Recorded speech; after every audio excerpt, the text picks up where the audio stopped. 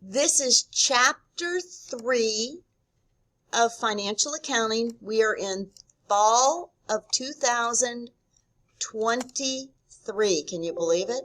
Where's the time going? Chapter 3. We started Chapter 2 discussing the beginning of the accounting cycle.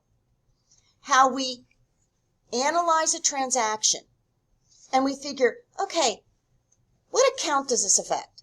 Does it increase or decrease? What's another account? Does it increase or decrease? Then we talked about this crazy word called a debit. What does debit mean?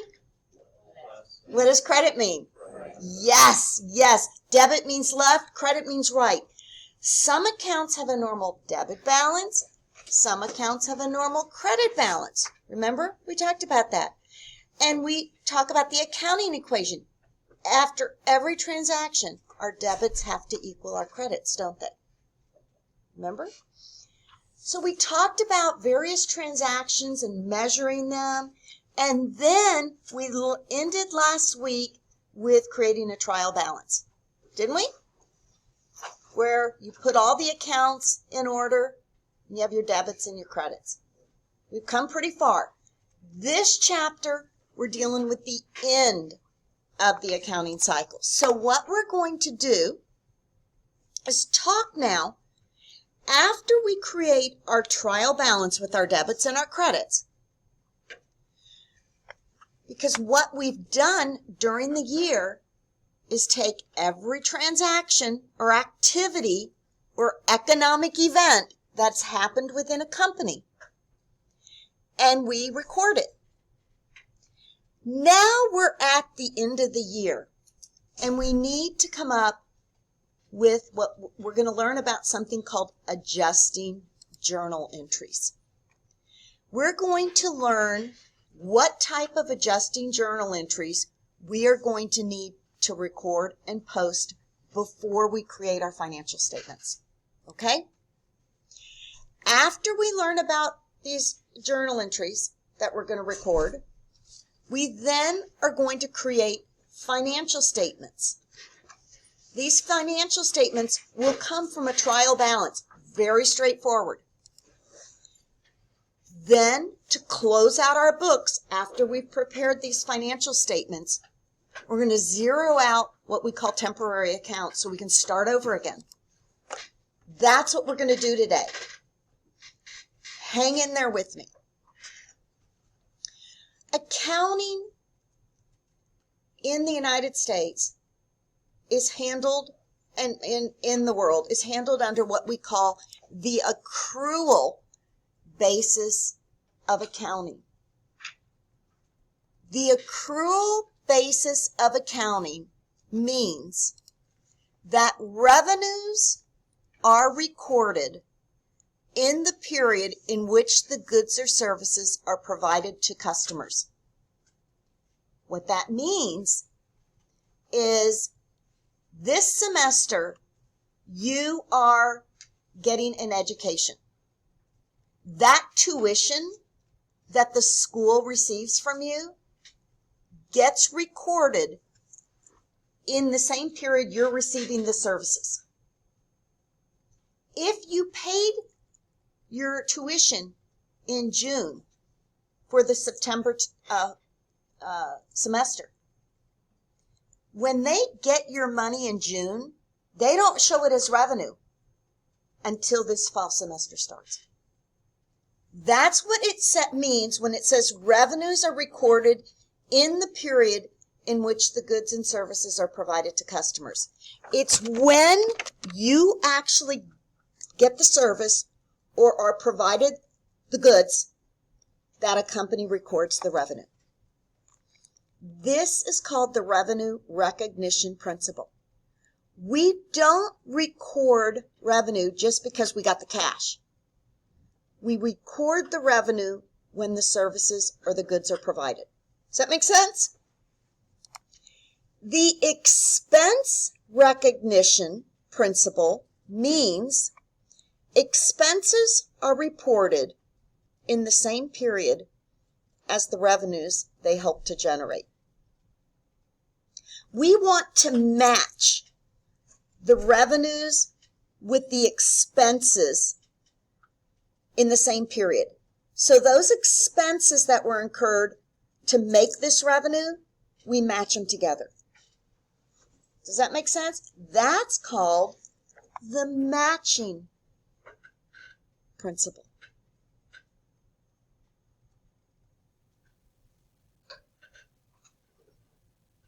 Okay? Remember, the revenue recognition principle states that we record revenue in the period in which we provide goods and services, not necessarily in the period when we receive the cash. Sometimes those are the same, but not always. Okay? So, here's a great example. How many of you guys have ever been on a cruise?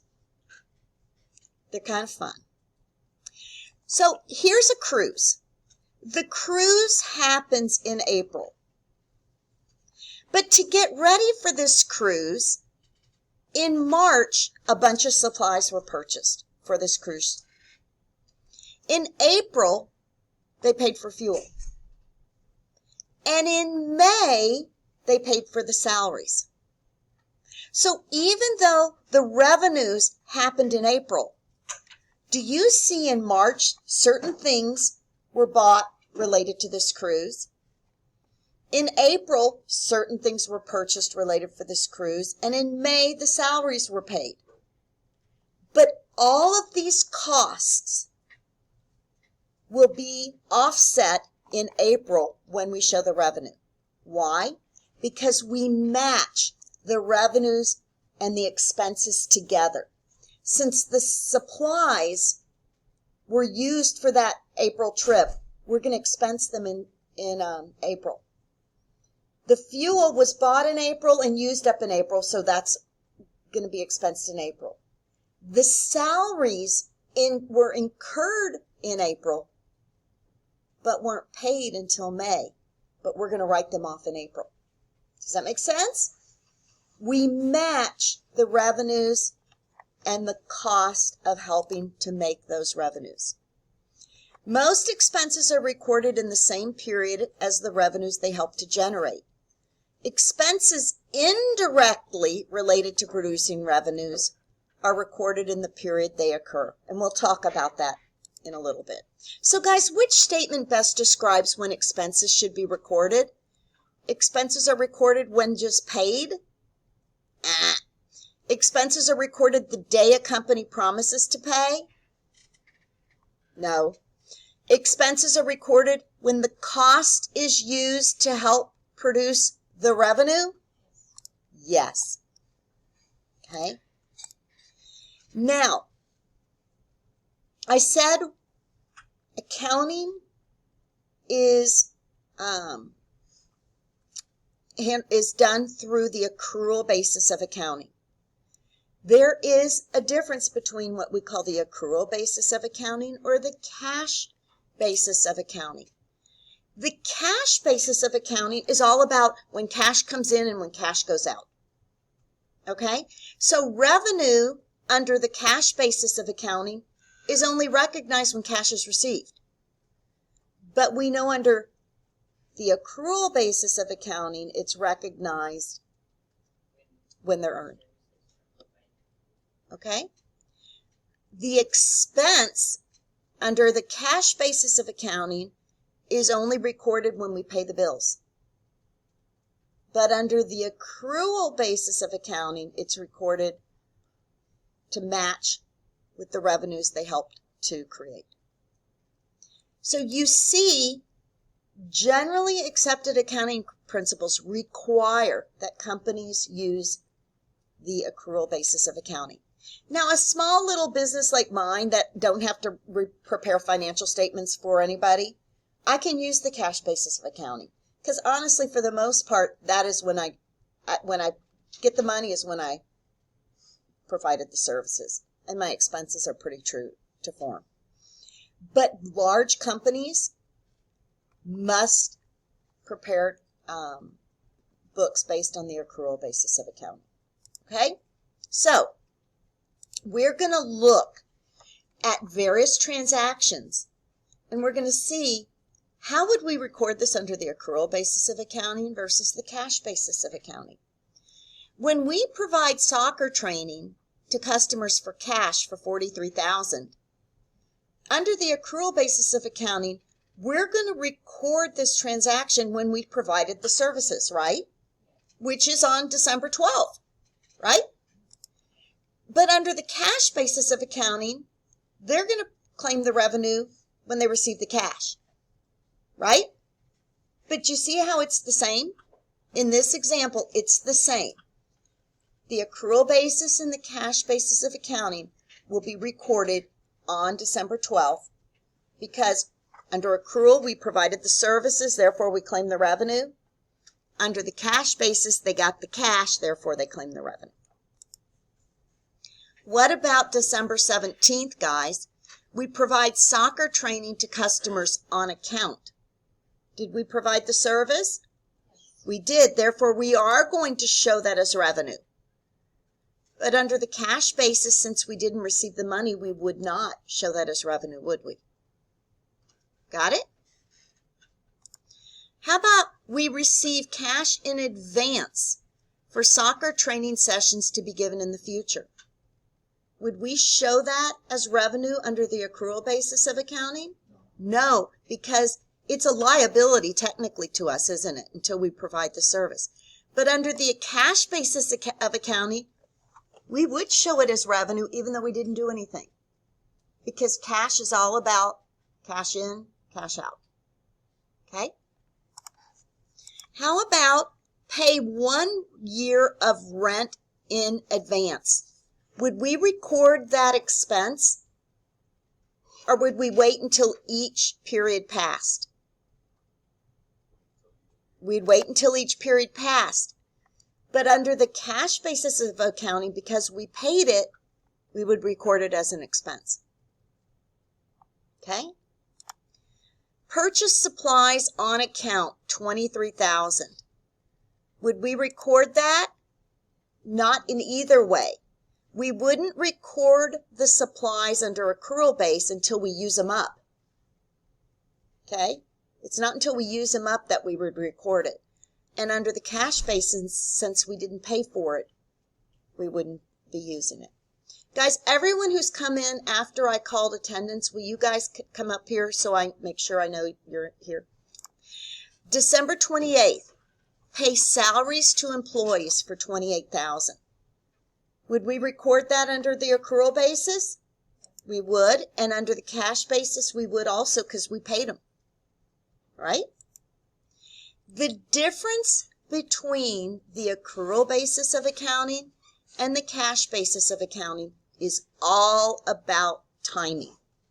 Under accrual basis, we record the revenues when we provide the goods and services to customers. And we record the expenses with the revenue they help to generate. Under the cash basis of accounting, we record revenues when we receive cash, and we record expenses when we pay cash. It's that simple. Okay? Guys, which of the following would be recorded as an expense under the accrual basis of accounting? A, the company purchases office supplies with cash and does not use the supplies. B, the company uses utilities in the current period but does not pay cash. C, the company provides services to customers for cash. And D, the company purchases equipment by borrowing from a bank. What did you say? B? Excellent. The company uses utilities, so the utilities have been used even though we don't pay for them. We're going to expense it in the period in which they were incurred. Guys, why isn't C right? The company provides services to customers for cash. It's revenue. Great. It's not an expense. Good. You see how questions can be tricky? But the key is to understand. Do you know when I sat for my CPA exam, do you know 20% of the learning was about how to read a question? It's how do you read it? Don't read too much into it. Don't read enough. But that's a perfect example. That's revenue. That's not expense. You can knock that one off. Okay. Now, which of the following would be recorded as an expense under the cash basis of accounting? The company purchased office supplies with cash and doesn't use supplies? That would be it, guys. They paid for them. You write it off. Good. So we're going to look at these 4 scenarios. And we're going to determine when we recognize the revenue. Number 1, American Airlines collects cash on June 12th from the sale of a ticket to a customer. The flight occurs on August 16th. Which date would the American Airlines recognize revenue? Excellent! August 16th, when the service is provided. A customer purchases sunglasses from Eddie Bauer on January 27th on account. Eddie Bauer receives payment from the customer on February 2nd. When? Excellent. January 27th, when the exchange took place. On March 30th, a customer pre-orders 10 Supreme pizzas from Pizza Hut for a birthday party. The pizzas are prepared and delivered on April 2nd. The company receives cash at the time of delivery. April 2nd. Does this make sense? When the exchange, the service, the products took place. This, I will be honest, this is a little trickier. A customer pays in advance for a 3-month subscription to Sports Illustrated on July 1st. Issues are scheduled for delivery each week from July 1st through September 30th. Each week. Revenue is recognized as each magazine is delivered. How many of you guys are football fans or baseball fans? And you get a season ticket and you pay $3,000 in advance for those tickets. When do the Vikings show revenue? Every game. They show 1/7 or whatever it is. Exactly. Okay, guys. I must have had that in there twice. Okay, so what?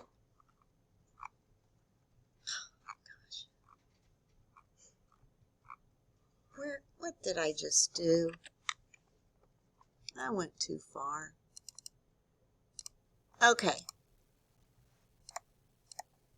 So, now what we're understanding is what we call the measurement process. We are going to learn now that certain accounts are going to need to be adjusted. And there are 4 types of adjusting entries we will learn about. The first one is called a prepaid expense. What this means is we've paid something in advance, like prepaid advertising or prepaid rent or prepaid insurance. And just through the passage of time, that rent or advertising and insurance is getting used up. So, under this type of adjustment, a prepaid expense adjustment, we will always debit the expense and credit the asset. No, on prepaid expenses, to adjust it to make it fit with what actually has occurred, the 2 accounts that are used would be an asset, a prepaid, and the expense. And we will always debit our expense and credit our asset. The next one is called unearned revenues. Remember when I said you pay $6,000 in advance for some soccer training that hasn't happened yet? Those are unearned revenue adjustments. this will always involve a liability and a revenue account. And you will always, in this case, debit the liability and credit the revenue. Why? Because you got that money, you hadn't done anything, so it was a big liability. But as you do the service or provide the work, you reduce your liability by debiting it, and you credit your revenue by showing those revenues, but those earnings. Make sense? The next one is something called accrued revenues. Accrued revenues are where you've done some work, but you haven't billed them yet. On accrued revenues, it involves an asset and a revenue account, where we would debit our asset, accounts receivable, and we would credit our revenue. Then the last one are accrued expenses. Our utilities have been used up, but we haven't paid the bill yet. In that case, it would involve a liability and an expense. We would be debiting our expense and crediting our liability because we haven't paid it, but we need to show it as an expense. Does that make sense, guys? These are the 4 adjusting entries we're going to talk about. Remember, prepayments mean we paid advertising or rent in advance for a year at a time or a period of time. So when we did that, we debited our prepaid asset, prepaid expense, like prepaid advertising, and we didn't necessarily use it up yet. But then in the current period, we've used up some rent. So now we need to show we don't have all that prepaid advertising or rent we thought we had. We've used some up. Therefore, in the current period, we need to show the expense that's occurred and reduce our asset. Okay? We decrease the asset to the remaining amount and we recognize the expense. Also with deferred revenue, remember in one period we received the cash but we haven't done the work. So now in the current period when we did provide that service, we need to reduce that liability and show that revenue. We'll go through examples, guys. Then our accrued expenses and accrued revenues. Accrued expense, we used up something, but we haven't paid the bill yet. Okay? So in the current period, we need to show that there was an expense and we owe somebody some money. And in the future period, we'll pay the bill. Yes? The deferred revenue and unearned revenue are the same? No, deferred revenue, yes, deferred revenue and unearned revenue are the same. I'm sorry. Yes. Thank you. Deferred revenue and unearned revenue are the same thing. Accrued revenue means we provided services, but we haven't sent out the bill yet. We haven't received the cash yet. So we need to show that we're due that money, accounts receivable, and we earn that revenue. And then in a future period, we're going to receive that cash. Okay, guys, here's some examples. We're going to go through all these examples such as we did last week and figure out what needs to be affected. Some transactions have occurred during the period, but have not been recorded by the end of the period. These can be using supplies up from the storeroom, earning interest, rent expiring. So these, again, are the 4 items that we've talked about. Okay? Remember, prepaid expenses are the cost of assets acquired in one period that will be recorded as an expense in another period. Costs are initially recorded as an asset because they're going to provide us with a future benefit. Advertising, insurance, rent are the 3 common ones. We expense these costs in the future period as the assets get used up.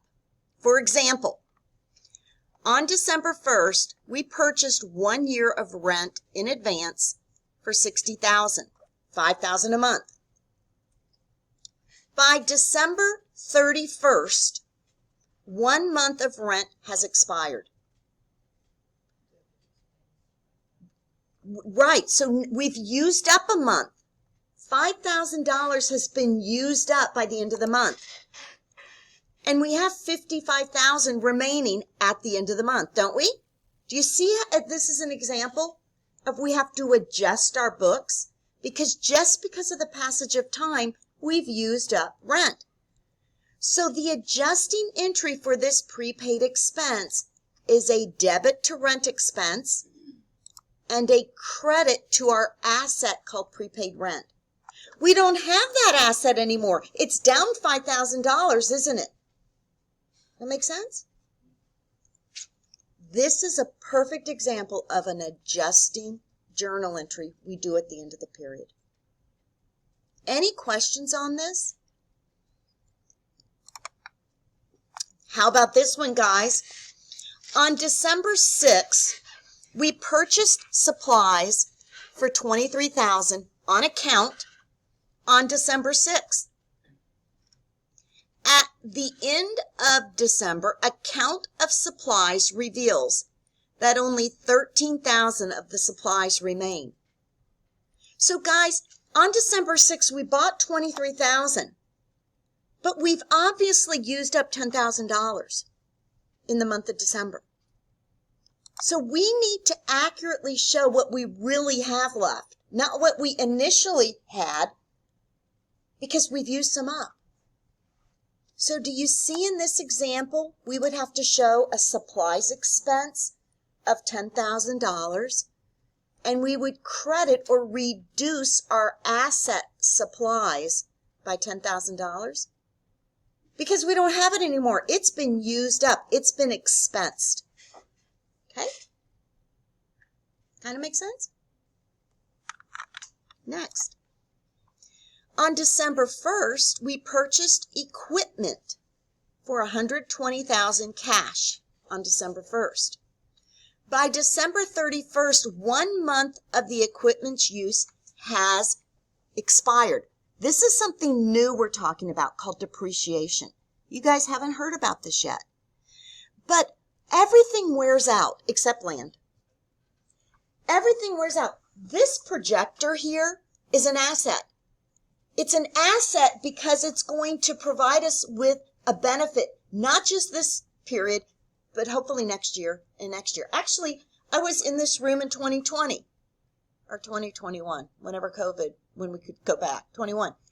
I was using the same projector screen. So do you see what I'm saying? I used it back in 21 and I'm using it now in 23 and we'll use it in 24. It's an asset because it provides us with a benefit for future periods. But it still gets used up. In other words, it's probably not as good as it was 3 years ago because it's going up and down so much. Do you guys get what I'm saying? It's wearing out. So we take a piece of that wearing out and take it in each period we're using it, and we call that depreciation. So when we take an allocation of this asset that's kind of wearing out, we show it to be depreciation expense for, in this case, $2,000, and we take an accumulated depreciation, which what we'll call as a contra account, to keep track of how much depreciation we've taken on this asset for $2,000. What are we doing here? This asset is getting used up. So our way to write that expense off in the period it's getting used up, we call it depreciation expense. And we credit what we call accumulated depreciation. These are new words for you. Yes? The 60 months, is that like the rule that 5 years? This, technically, yes. Equipment can be for 5 years. Sometimes it's for 7 years. But yes, every asset has a certain guideline that they need to be depreciated under. So generally speaking, automobiles are 3 or 5 years. Furniture is usually 7 years. Now, I will be honest and tell you, a computer is equipment, isn't it? I never write off a computer over 5 years because they don't last 5 years, unless you have a Mac, which my husband swears by. But most of my computers last me a year just because I'm bad with them. But, generally speaking, yes, there are guidelines, unless you have a reason you go out of that guideline that you can substantiate. Buildings that are residential buildings have to go over 27 and a half years. And I'm talking for tax purposes. Non-residential buildings go for 39 years. So there are guidelines in place that we utilize. In our example test, the problem will state. It'll explain it. It'll tell you. Yes. Oh, I was just gonna Okay. say, would we have to solve that in like the homework or anything, and would it be given? Exactly. Everything will be given to you. Yes. Okay. Does this make sense, guys, what I'm talking about getting used up? Now, here's an example. Golden Eagle Company prepares monthly financial statements for its bank. The November and December adjusted trial balance includes the following account information. So basically, guys, what we're seeing is November 30th shows us that we had supplies of $2,000. September 31st shows us we had a debit in supplies of $3,500. Do you see what I'm saying? Prepaid insurance shows us $8,000 November, December shows us $6,000. Salaries payable, the same thing. It goes on to say to us the following information also is known. Purchases of supplies in December total $4,500. Okay? So do you see, if in November we had, or November 30th, we had 2,000, and it's letting us know we purchased supplies in December for 4,500. Okay? What they're wanting us to do is show the adjusting entries that were made. So let me do something for you real quick. Supplies to 3,500. Let me pull up an Excel sheet.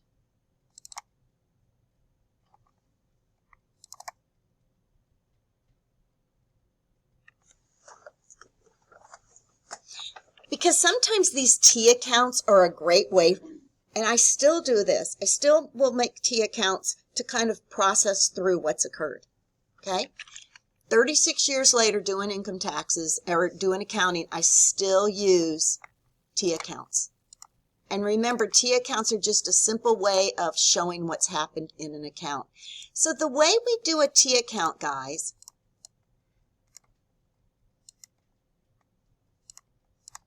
is this is basically a T account. It's basically a way we have a T. And in this example, we're going to show supplies as a T account. Do you remember on November 30th, this showed the supplies account had $2,000, right? So I'm just going to show the supplies account had a debit of $2,000. Then it showed us at the end of December, it was at $3,500, wasn't it? So I know this was at $3,500 by the end of December. Okay? It also told us purchases of supplies in December totaled $4,500. Doesn't that mean, think about it, when we purchase supplies, we debit supplies because it goes up, and what did we credit? When we purchased the supplies, we debited, we increased our supplies, and our cash went down, didn't it? Okay, so we increased our supplies of $4,500. But guys, if it shows we ended up with $3,500 at the end of December, we had to have made an adjusting entry, didn't we? So if this showed we had 6,500 in supplies, and at the end of December we're at 3,500, didn't we have to credit our supplies of 3,000? What would have been that journal entry? Wouldn't it have been supplies expense of 3,000 and we'd credit supplies of 3,000? Does that make sense? What I'm trying to show you is the adjusting entry that was made for supplies to get to this $3,500. Knowing it started with 2,000 and we added 4,500 to it, would have been an adjusting entry of supplies expense for 3,000.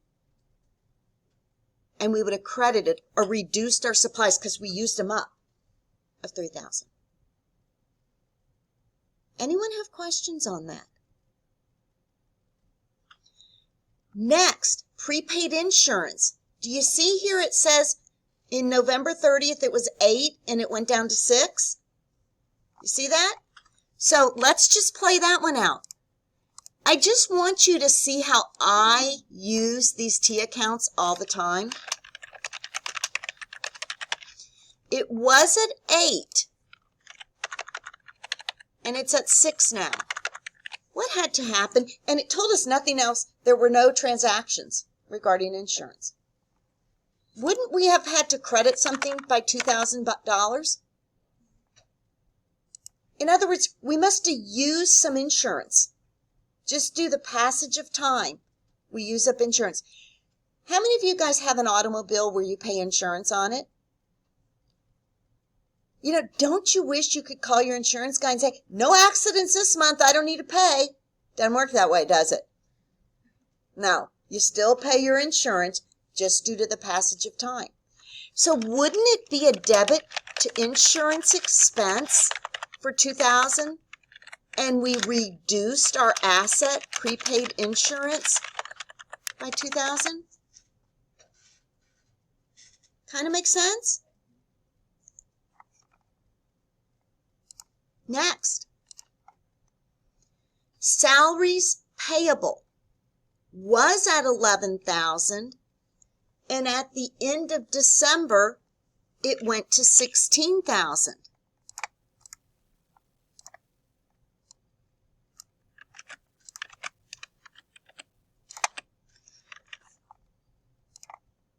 Salaries payable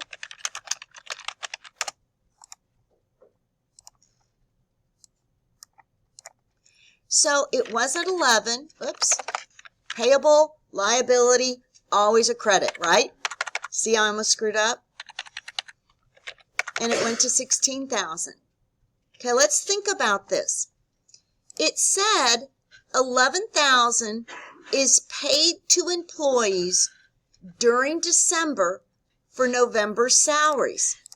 Okay, so guys, what that means is at the end of November, salaries were accrued of 11,000. But in December, they paid these salaries. So what would have happened? This 11,000 would have showed salaries expense and credited a salaries payable in November. But then in December, they debited the salaries payable, paid it off, and credited cash. But what happened to give us the 16,000? Didn't we had to have done a journal entry to have shown at the end of December salaries expense of 16, and we credited a salaries payable of 16. $16,000 worth of salaries had been incurred, but we hadn't paid the bill yet. The bill wasn't going to be paid until January. But since those salaries happened in December, we get to expense them in the period in which they were incurred. Correct? Next.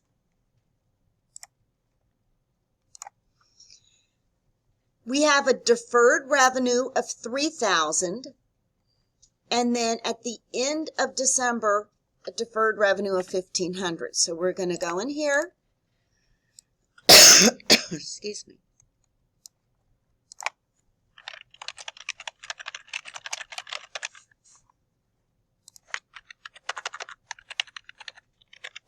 Remember, this is an asset. Excuse me. This is a liability. Liabilities have a credit balance, don't they? It tells us on November 1st, a tenant pays Golden Eagle $4,500 in advance rent for the period November through January. Deferred revenue was credited. Okay, so guys, it says this happened on November 1st. This is November 30th. Okay? So if on November 1st they were given $4,500, okay, for 3 months rent, November, December, January. You see, it covered 3 months. So November, probably by the end of November, they debited deferred revenue, credited rent revenue, or whatever the revenue is. And then in December, didn't the revenue also become expired or used up? Okay. Did it say rent revenue? Advanced rent, yeah. So in this case, wouldn't we have a deferred revenue of $1,500, and we would credit our rent revenue? Because just with the passage of time, we're earning that rent. Make sense? These are adjusting journal entries to make our books correct. Okay? These make our books correct. I kind of showed you, I mean, the same thing's happening here, showing you the adjusting journal entries, but I wanted you to see how I do those T accounts, sometimes to make sense out of how I process it. You don't all work like I do, but maybe some of you do, and it's helpful to just see how that process works. Okay? Guys, which of the following is recorded with an adjusting entry associated with a prepaid expense? We would credit an asset. Remember, we debit the expense, and then we reduce that prepaid asset. Now, depreciation. We were just talking about that depreciation. Reporting depreciation.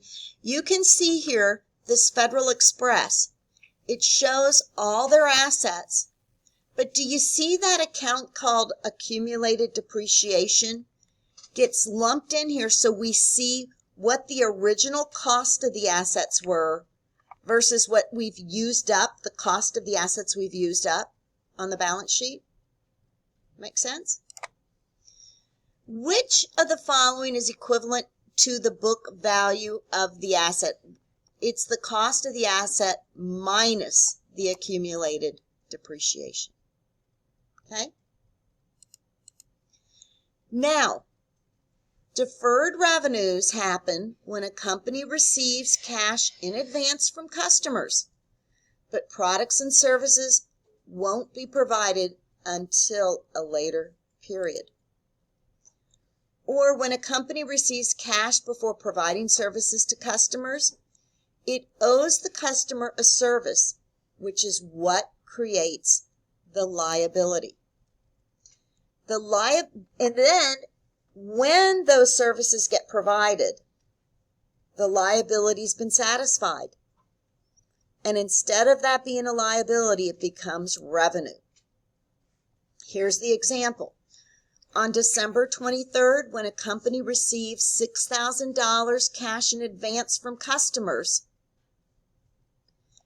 but 7 days later, $2,000 of those services have been provided. So at the end of December 31st, there's still a $4,000 liability out there.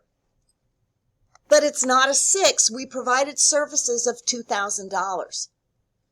So do you see here, in this case, we're going to debit the deferred liability for $2,000, and we'll credit our service revenue of $2,000 because we've now earned $2,000 of the monies. Right? Make sense?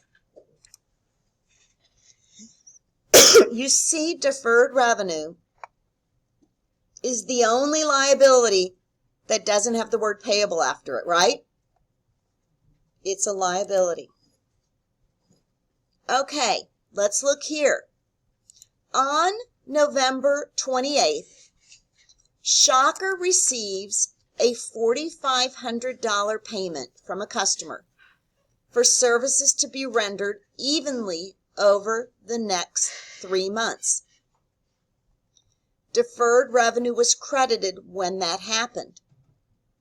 So as of December 31st, a month later, when $1,500 was earned, do you see how we'll reduce that liability by $1,500 by debiting our liability, deferred revenue, and we credit our revenue account because we earned $1,500? Okay? What about this one? On December 1st, the company pays a local radio station $2,700 for 30 radio ads. Wouldn't that be $90 a radio ad? Or 900? No, 90.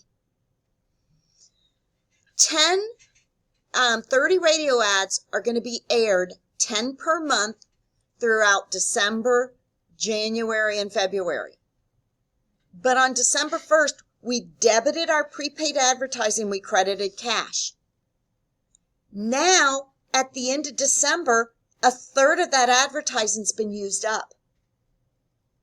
Okay? Wouldn't we debit our advertising expense and credit our asset or reduce our asset prepaid advertising? Okay?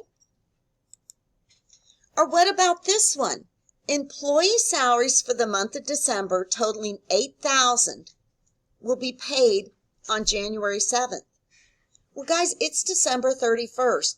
The month's over. The employees have worked. The expense has been incurred. They're due their money. Do you see we would say salaries expense of $8,000 and we would credit our salaries payable for $8,000? Make sense? How about this one? This is a very common adjusting entry. On August 31st, Shocker borrows $70,000 from a local bank. A note is signed with principal and 9% interest to be paid on August 31st of 2019. What would we record as of December 31st? Think about it, guys. We took this loan out in August. We have September, October, November, and December. Don't we have 4 months of interest? Right? All of September, all of October, all of November, all of December. So wouldn't we show here $70,000? The 9% is on an annual basis. So $70,000 times 9%, divide that by 12 times 4 months. Let me do it this way. 70,000, 9% interest rate. That 9% is over 12 years, or 12 months, correct? So wouldn't we say if we're getting interest of September, October, November, and December, that's 4 months. We need to show what we owe in interest expense. So wouldn't it be that 70,000 times our 9%, divide that by 12 months, which would be $525 of interest each month, right? And that's September, October, November, December. Wouldn't that be $2,100 of interest? So you see here, interest expense, because we owe, people just don't give us money because of our looks. They want something in place of it, don't they? They're lending us money, we pay the interest. So don't you see it's interest expense of $2,100 and it's interest payable of $2,100 because we don't owe them that interest for a year out. But it is an expense on the books just due to the passage of time, and we owe that money. Does that make sense? Remember, accrued expenses are recorded when the company has a cost that is used to help produce revenue, but hasn't yet paid cash for that cost, just like what we did. Cost is recorded as an expense, and the amount owed is recorded as a liability. So we did this with salaries. We just did this with interest, didn't we? Okay? By December 31st, $3,000 in salaries have been earned by employees for the final 3 days of the month. These salaries are not paid at the end of the year. So in that case, we will show our salaries expense for $3,000 and we'll credit our liability, salaries payable, for $3,000. Make sense?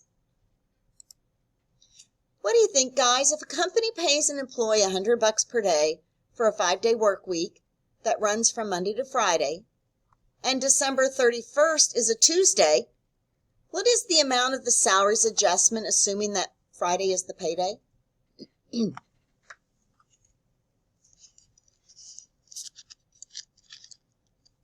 Wouldn't it be $200?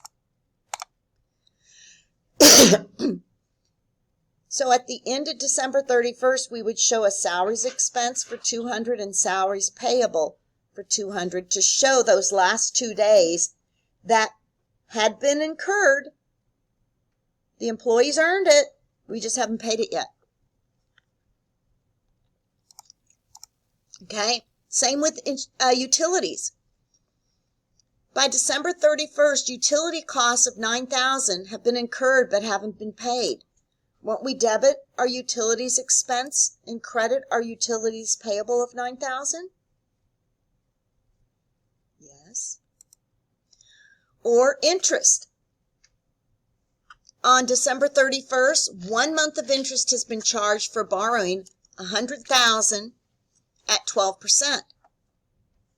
So we borrowed it on December 1st. We will show a debit to interest expense for $1,000, and we'd credit our interest payable of $1,000. Accrued expenses, they've been incurred, but we haven't paid them yet. So we need to show the expense and the liability on the books at the end of the period. When recording the interest payable on a borrowed amount, students sometimes mistakenly credit the liability associated with the principal amount. But no, guys, we record interest as a separate account called interest payable to keep what we owe to the bank, the balance we owe to the bank, separate from the interest we owe to the bank. The amount we owe to the bank is a note payable. The associated interest we show as interest payable. Okay, guys, take a moment and try to do this one. Okay? Everyone attempt this one.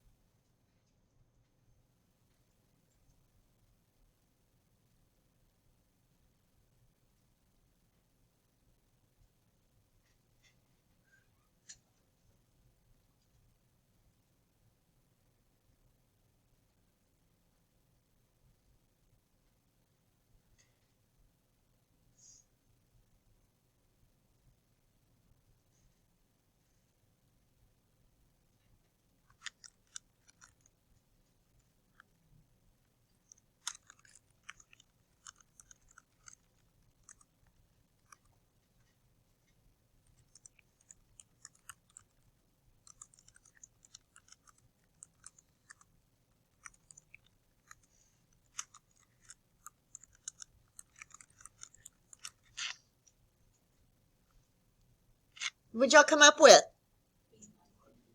What? 200? So does that make sense? If they borrowed money on November 1st, 20,000,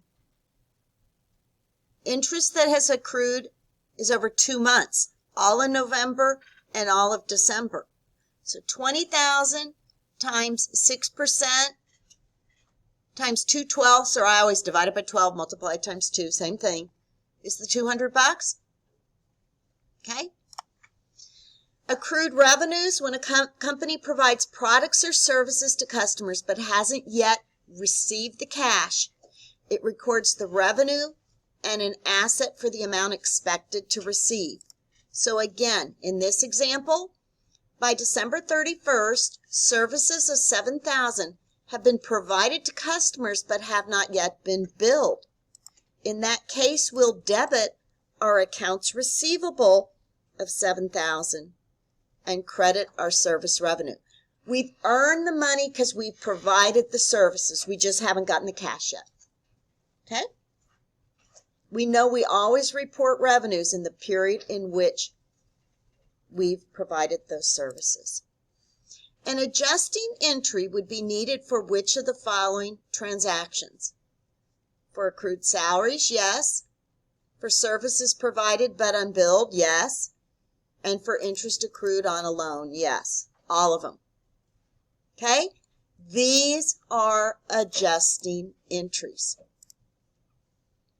Now, after we have prepared these adjusting entries we're talking about, then we can create an adjusted trial balance. So last week we talked about during the period we're recording transactions and we create a trial balance. Now we go through all these adjusting entries that happen at the end of the period, and then we create an adjusted trial balance. This lists all accounts after we've updated them for these adjusting journal entries. Okay? It's this adjusted trial balance that we will use to prepare financial statements. Now here's the cool thing, guys. Do you see this adjusted trial balance? The first thing we're going to do is create an income statement. Do you see red here where it says revenues and expenses? That is where we're going to get our income statement information from. Do you see the capital and drawings or stockholders' equity section? That's where we're going to get our stockholders' equity section from, along with the revenues. Remember how net income gets added to the statement of stockholders' equity? So look here, this is the adjusted trial balance. It is really easy to prepare these financial statements because we're just going to grab accounts from this. We always start with our income statement. The income statement here are these blue accounts, revenues and expenses. Guys, that's all that's in an income statement, revenues and expenses. That's it. So do you see, here's where we're going to come up with our income statement. Our statement of stockholders' equity are going to be these middle items, common stock, retained earnings, dividends, and the net income from the income statement. So that's why we have to do the income statement first. We need that in order to do the next statement. Then, in order to do the balance sheet, we're going to take all of these green accounts and all the information from the ending balance of the stockholders' equity section. So there's an order in completing financial statements we have to follow. Income statement first, statement of stockholders' equity next, then the balance sheet. Okay? Here's your income statement. Revenues minus expenses give you net income.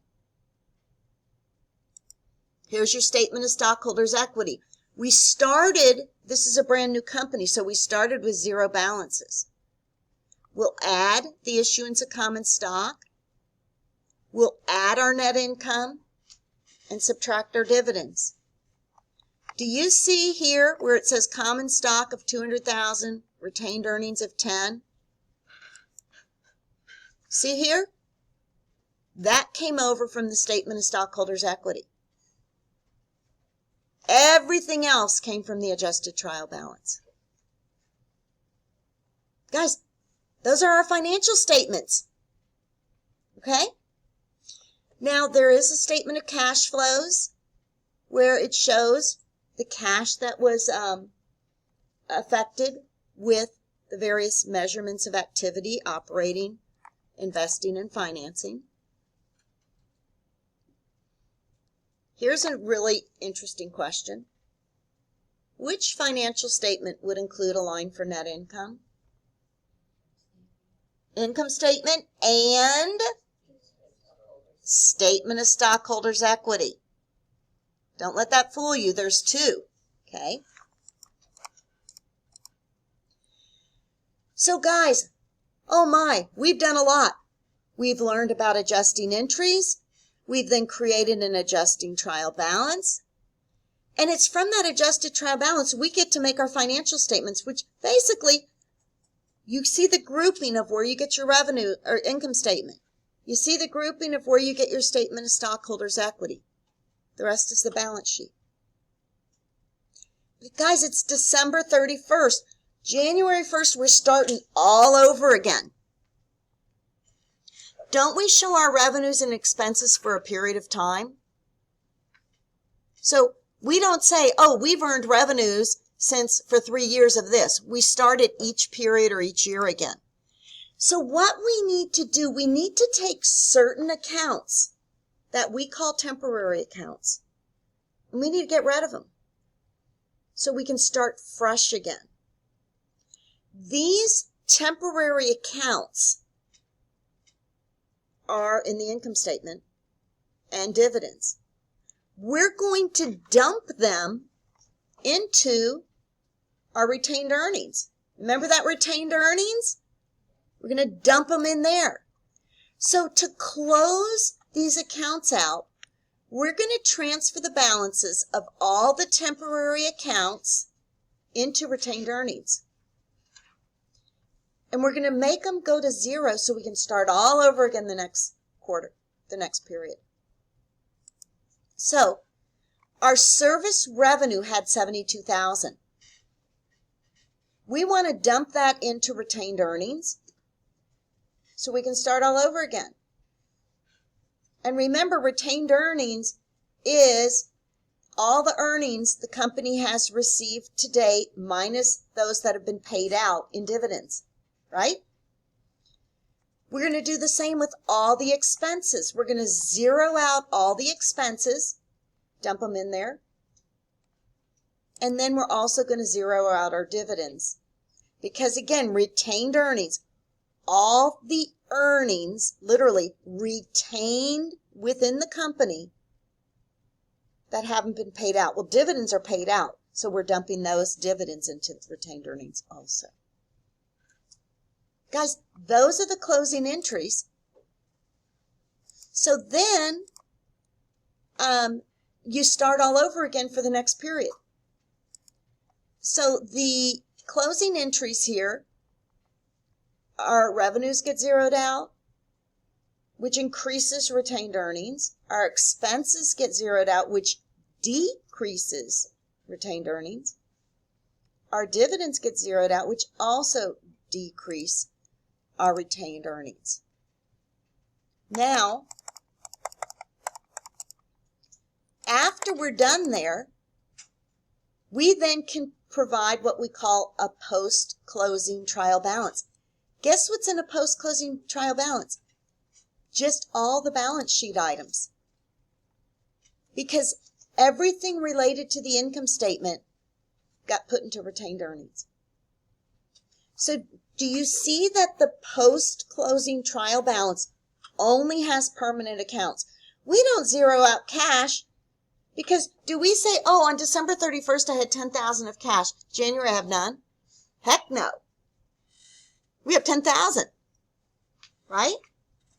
It's only the income statement accounts and dividends that get zeroed out to start over again. Which means this post-closing trial balance, guys, are just permanent accounts, aren't they?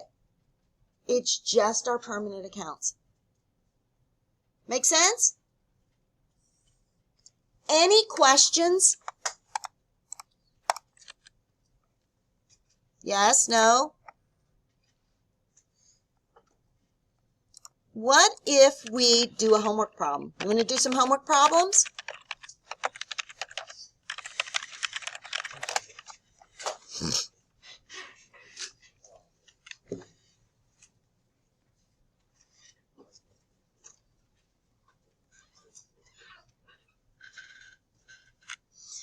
Okay.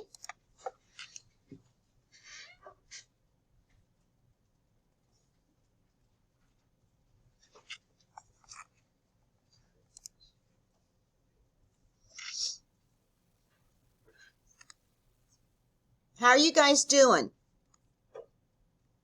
Is it kind of clicking? Kind of making sense? A little? Okay. Guys, I believe this problem here we did. Well, maybe we didn't. Let's look at this one.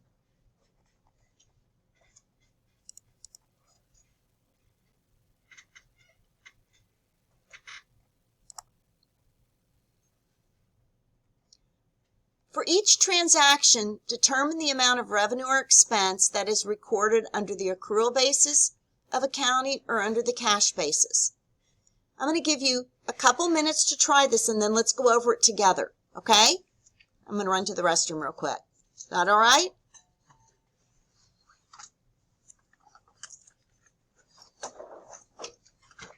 Be right back.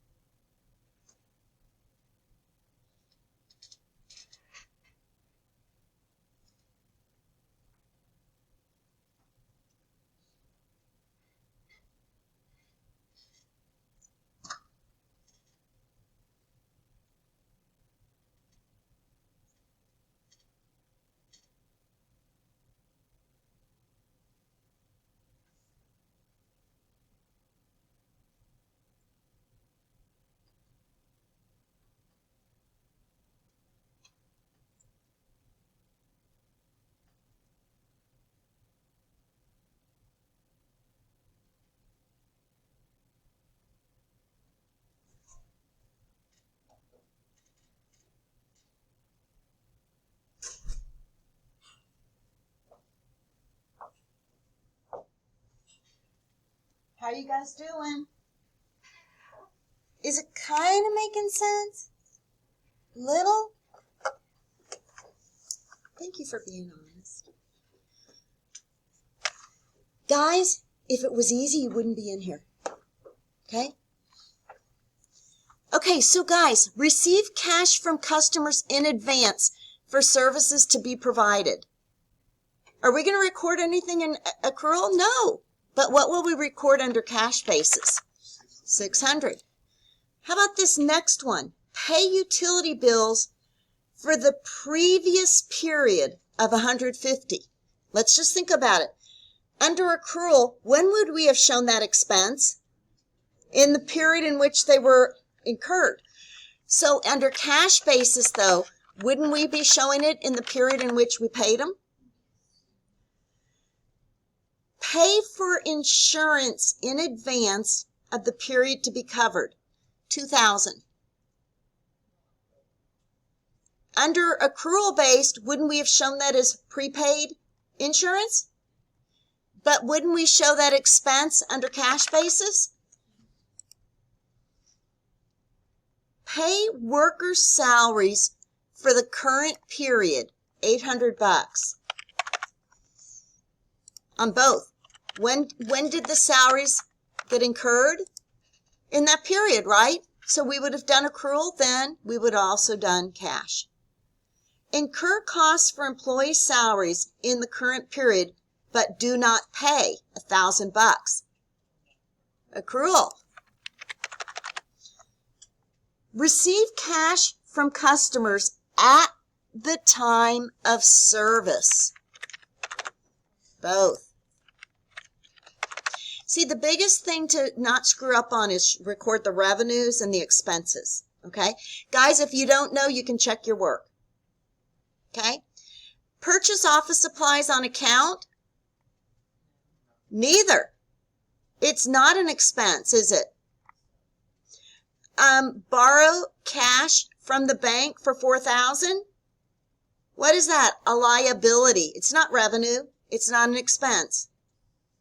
Got it? What about receive cash from customers for services performed in the previous period? Cash basis, because under accrual basis, we would have already recorded it in that period. And then pay for advertising to appear in the current period. They would both be, because it's an expense, because it said the current period. Right? Make sense? Next. Guys, there's a lot of work in this week. That's why I want to go through a lot of this homework with you, okay? Again, my goal isn't to make you work hard, but sometimes the only way you learn is by going through these problems. So I want to help you. Okay, the next one, guys. Prepare an accrual basis income statement for the period ending. So basically, what we're doing here is we're looking at this information, and we are going to then figure out what would an accrual basis income statement look like.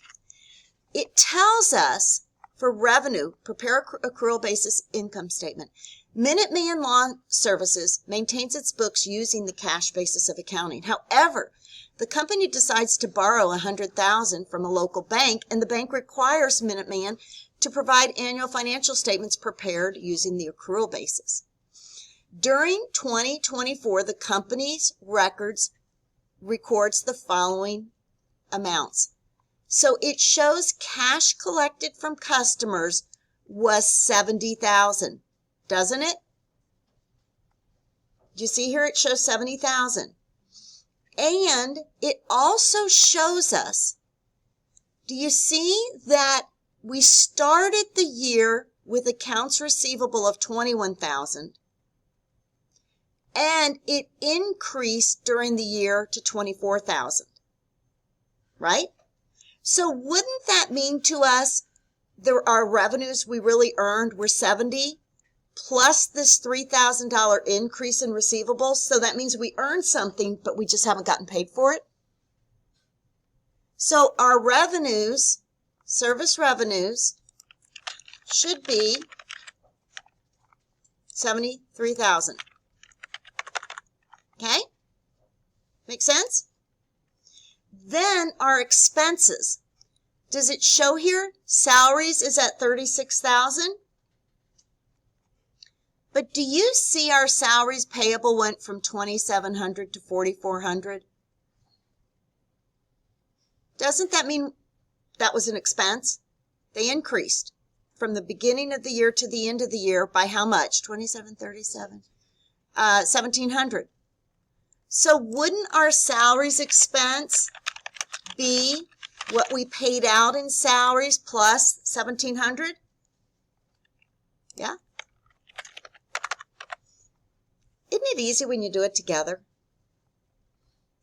Now, what about supplies expense?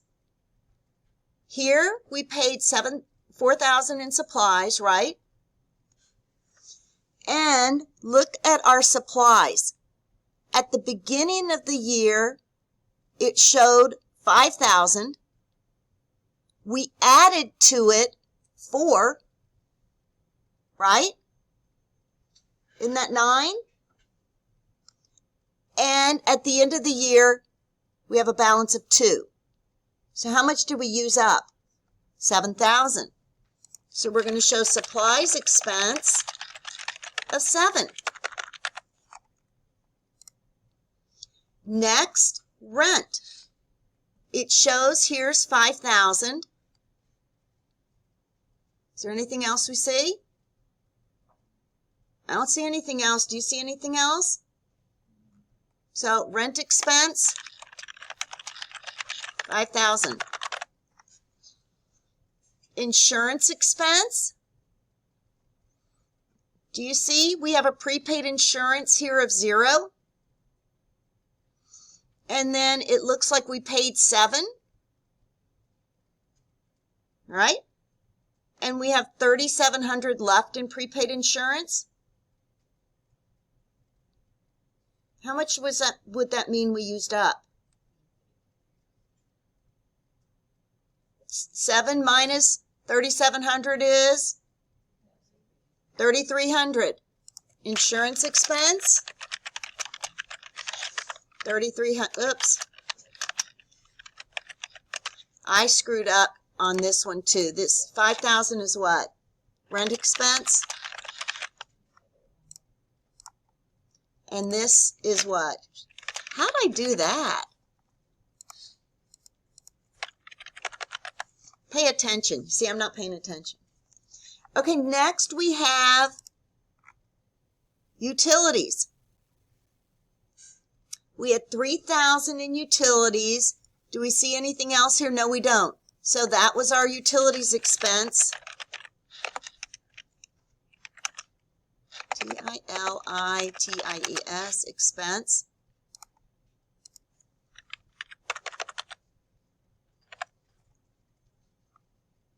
So 73,000 minus 56,000. What do we have here? 17,000? How many agree? Does that make sense? How we transferred the cash to accrual basis?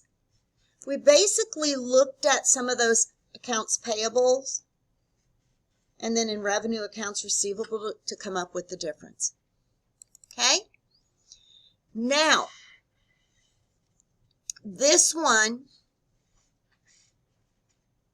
Boilermaker Unlimited specializes in building new homes and remodeling existing homes. Remodeling projects include adding game rooms, changing kitchen cabinets and countertops, and updating bathrooms. Below is a year-end adjusted trial balance of Boilermaker Unlimited. So what that means to me, guys, if this is an adjusted trial balance, all the adjusting entries have happened. We need to create an income statement for the year ended December 31st, 2024. Guys, look at this. Where are we going to see the income statement? Isn't it the bottom half right here? Service revenue, new construction, service revenue, remodeling, and all the expenses. Isn't that it? That's what we're going to do. Okay? So, we're going to start by showing 450 service revenue new construction.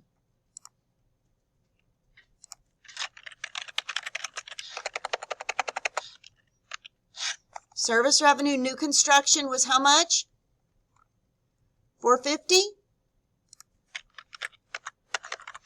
This one is 280. The next one.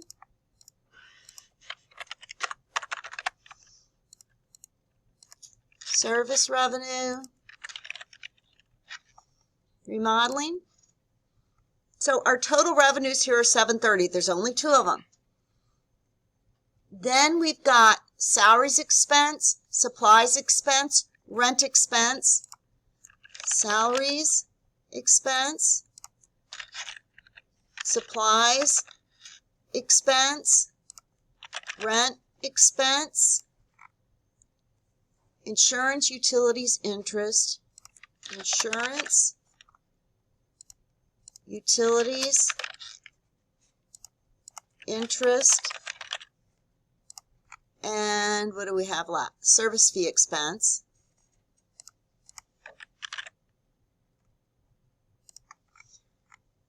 $73,942.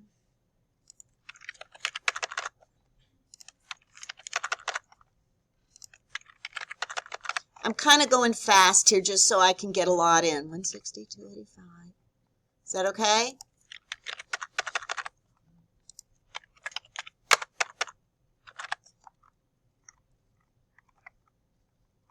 Ah. 50.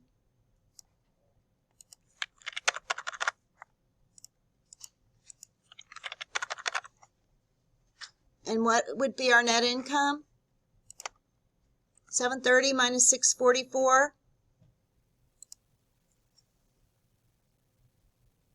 Anyone?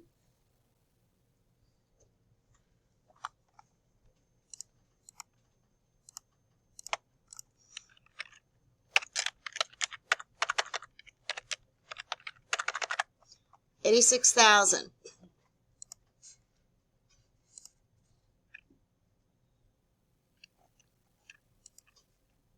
Okay, we agree?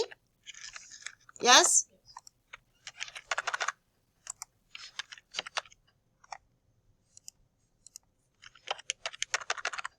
Got it? So now when we go to requirement 2, guys, don't we know we need to add net income in here?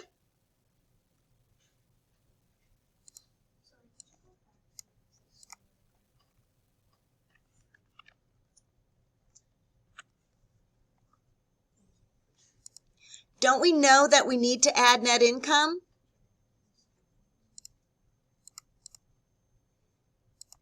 And I said net income was 86.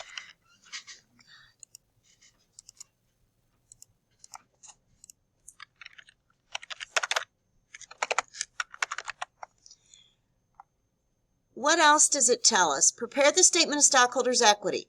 Note that during the year the company issued additional common stock for $30,000. Okay? So they issued additional common stock for $30,000. So that means this common stock we show of $200,000 would include that $30,000. Right? Does that make sense? So we should show the beginning balance to be 170 because that 30,000 of additional common stock would be in this figure. Okay? It would be in that 200,000. And it looks like we started the year with 31,000 of retained earnings. Did we pay any dividends? Yes, 26,000 of dividends. Less dividends. So 31 plus 86 minus 26, so 60 and 31. This should be 91,000, right? 201, 30,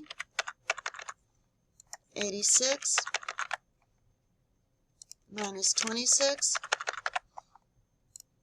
Ah, didn't want to do that.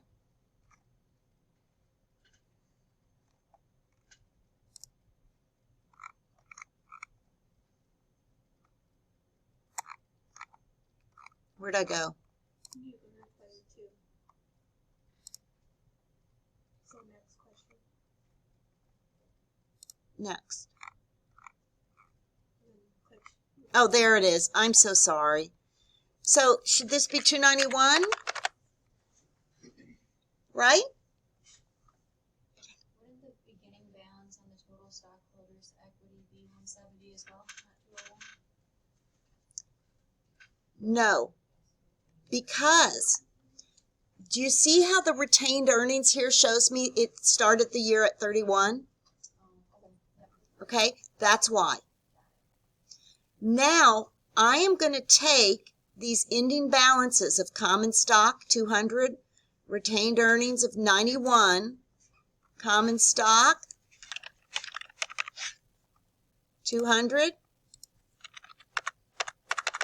retained earnings of 91. Isn't that where I get that information, guys? Then my assets, when I do cash, accounts receivable, supplies, prepaid insurance as my current assets. For my long-term assets, I'm going to take investments, put them down here. I'll total my assets. For my liabilities, won't I take accounts payable, salaries payable, utilities payable as my current liabilities? And my long-term liability will be the notes payable because it's due in 5 years. It's not under a year. If you do that, you should be just fine. Okay? I got you enough to keep going there. Next.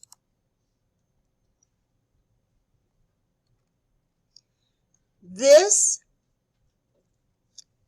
record year-end closing entries. Okay. The year-end financial statements for Rattler Tax Service shows the income statement there. Then it shows the statement of stockholders' equity and the balance sheet. What they want us to do is provide the closing entries. So guys, what do we know we close out? Our income statement. Don't we close out the service revenue and the expenses and dividends, don't we? So wouldn't we, the 77.5, wouldn't we debit our retained, we debit our service revenue of 77.5, and we would credit our retained earnings because that increases, revenues increase retained earnings, right? Then, wouldn't we close out expenses? So we would debit our retained earnings, and wouldn't we credit all of our expenses? Salaries, utilities, insurance, and supplies.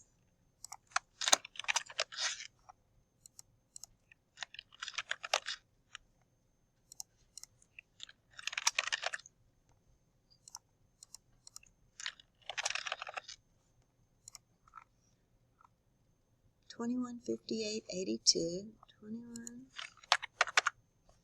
21,58.82. Salaries. Oh, I'm in the wrong one. Salaries 46,000. I need to credit them, not debit them. To zero them, I would credit them, right? And then what's my total here for retained earnings? 46, 50, 42, 54, 6021. Then, when we zero out the dividends, how do we find our dividends? You see they're in the statement of stockholders' equity here? 6,000? So wouldn't you debit your retained earnings, credit your dividends? Okay? Then, your post-closing trial balance, guys, is going to be your cash, your accounts receivable, your land, your accounts payable, your common stock. Now, your retained earnings is going to have the 33,000 plus what you began with. No, the 33,000 is what the retained earnings should be. So then you should be able to balance, right?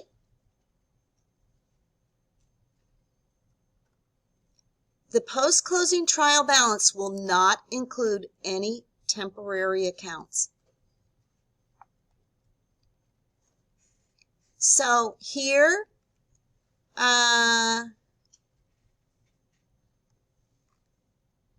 March 12th, what's the general ledger includes the following accounts. The following is a list of the transactions. Record each of the summary transactions listed above. Prepare an unadjusted trial balance. Let me just see. I think that's a tough one. So, record the summary transactions.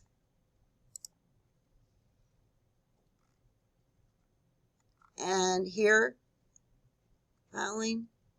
Which one do you want me to go over? Any of them? Adjusted trial balance. How about let's part 5 of 8. Look.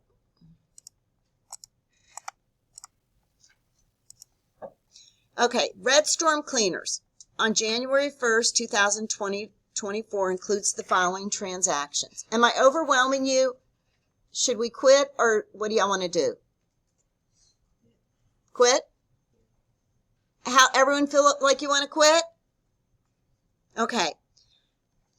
Let me